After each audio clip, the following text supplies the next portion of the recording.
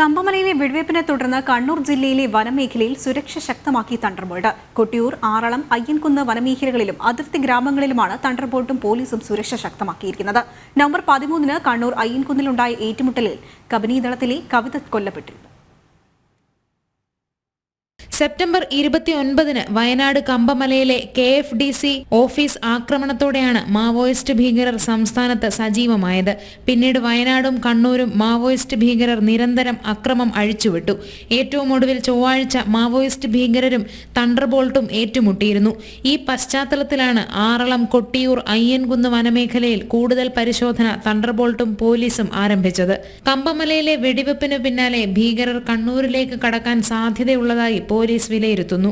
അതേസമയം കണ്ണൂർ, വയനാട് ജില്ലകളിൽ 2013-ൽ 17 പേരുമായി പ്രവർത്തനം ആരംഭിച്ച മാവോയിസ്റ്റ് ഭീകരർ 7 പേർ മാത്രമായി ചുരുങ്ങിയതായി പോലീസ് പറയുന്നു. വയനാട് ചപ്പാരം കോളനിയിലെ ഏറ്റുമുട്ടലിൽ 2 പേർ പിടിക്കപ്പെടുകയും കണ്ണൂർ അയ്യൻകുന്നിലെ ഏറ്റുമുട്ടലിൽ ഒരാൾ കൊല്ലപ്പെടുകയും ചെയ്തു. ഇതോടെ മേഖലയിൽ മാവോയിസ്റ്റ് ഭീകരരെ ചെറുക്കാൻ കഴിഞ്ഞതായി പോലീസ് കരുതുന്നു. ജനം, കണ്ണൂർ.